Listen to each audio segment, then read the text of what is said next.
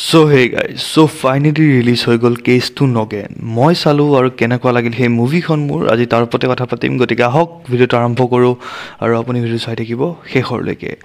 চ' cash two Nagen, যেনেকুৱা মই ভাবিছিলোঁ যে এইখন মুভিও এটা ছ'চিয়েল মেছেজ দিবলৈ চেষ্টা কৰিব আৰু মুভিখন হ'ব ফ্ৰড বা স্কেমৰ ওপৰত, ঠিক সেনেকৈ মুভিখন ওলাল। মুভিখন হয় স্কেমৰ ওপৰত বা ফ্ৰডৰ ওপৰত, কেনেকৈ মানুহে মানুহক ঠগি পেলাই চলি আছে আজিকালি আৰু এভইড কৰিব চেষ্টা কৰে, এটা ছ'চিয়েল মেছেজ দিবলৈ চেষ্টা কৰে।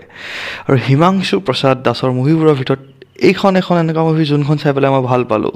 মানে ইয়াৰ আগতো মুভি কিছুমান ঠিক ঠাক আছিলে, কিন্তু এইখন চাই পেলাই মই সেই সকলোবোৰতকৈ বেছি ভাল পালোঁ, কাৰণ মুভিখনত কমেডি আছে, লগতে এটা ছ'চিয়েল মেছেজ দিবলৈ চেষ্টা কৰে আৰু মুভিখনত ডাইলগ ডেলিভাৰী বা হাঁহি উঠোৱা ক্ষেত্ৰত সফল হয় মুভিখন।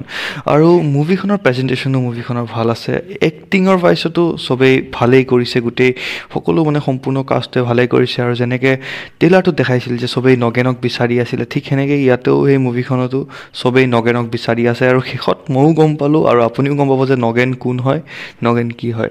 আৰু ছ'চিয়েল মেছেজ দিবলৈ চেষ্টা কৰে। আৰু প্ৰেজেণ্টেশ্যনৰ ক্ষেত্ৰত কথা পাতিব গ'লে মুভিখনৰ প্ৰেজেণ্টেশ্যনো ভাল আছে, বাছ কিছুমান জেগাত মানে নাইট শ্বট কিছুমান লোৱাৰ ক্ষেত্ৰত অকণমান মানে উইক হৈছে, মানে কেমেৰা হেৰিটো আৰু, কিন্তু সেইটো লাহে লাহে বেটাৰ হৈ যাব এইখন মুভি বাকীবিলাকত, কিন্তু বহুত বেছি বেটাৰ হৈছে।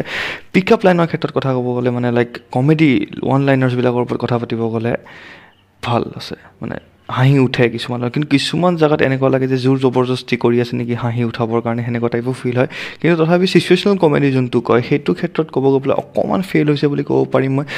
হ'লেও হাঁহি উঠে বহুতখিনি জেগাত, কিন্তু কিছুমান জেগাত অকণমান মানে ফেইল হৈ যায় তেওঁলোকে। কিন্তু তথাপি এইখিনি বস্তু আমি নেগলেক্ট কৰিব পাৰোঁ, যিহেতু কাহানী ভাল আছে, ষ্টৰি লাইন ভাল আছে। অকল খালী মেছেজ দিয়াৰ ওপৰত এইবাৰ ফ'কাছ কৰা নাই তেখেতসকলে। এইবাৰ সঁচাকৈ তেখেতসকলে অডিয়েঞ্চক হাঁহি উঠাব বা অডিয়েঞ্চক এণ্টাৰটেইন কৰিবলৈ চেষ্টা কৰিছে আৰু তাৰ মাজতে এটা ভাল মেছেজ দিছে। গতিকে এনেকুৱা মুভি বনালে ভাল হয়। আৰু পলিটিকেল এংগল এইবাৰ ইমান এটা সোমোৱা নাই মুভিখনৰ ভিতৰত, গতিকে সেইটো এটা ভাল। নহ'লে তেখেতৰ চব মুভি মানে হিমাংশু প্ৰসাদ দাসৰ চব মুভিবোৰতে পলিটিকেল এংগল কিছুমান সোমাই দিয়েগৈ, সেইটো ইমান এটা ছাপোৰ্ট নকৰোঁ মই। মানে লাইক য়েছ, কাহানীৰ ডিমাণ্ড থাকিলে সোমাব পাৰি, কিন্তু কাহানীৰ ডিমাণ্ড নাথাকা জেগাটো যদি সোমাই দিয়ে তেতিয়াহ'লে ভাল নালাগে। কিন্তু এইখন মুভি সেনেকুৱা একো নাই, চব এখন পিয়'ৰ গাঁৱৰ কাহানী। আৰু এটা বস্তু ভাল লাগিল যে গাঁৱৰ পৰিৱেশটো দেখাইছে, আৰু গাঁৱৰ পৰিৱেশটো বিৰাট ধুনীয়াকৈ দেখাইছে। লাইক আজিকালি মুভিবিলাকত এই গাঁৱৰ পৰিৱেশটো আগৰ মুভিবোৰৰ নিচিনাকৈ গাঁৱৰ পৰিৱেশটো নোহোৱা হৈ গৈছে, কিন্তু বৰ্তমান এইখন মুভিত আপুনি গাঁৱৰ পৰিৱেশটো ধুনীয়াকৈ চাব পাৰিব। আৰু যোনবোৰ বেকগ্ৰাউণ্ড মিউজিক আছে বা যিবোৰ গান আছে, যিবোৰ ধুনীয়া মিউজিক আছে, সেইবোৰো ভাল লাগিছে আৰু ডাইলগছো ভাল আছে। গতিকে ওৱান ট্ৰাই আপুনি দিব পাৰে মুভিখন, চাই পেলাই আপুনি হাঁহিব, এইটো মই গেৰেণ্টি দিছোঁ। অলপ নহয়, ভালেখিনি হাঁহিব।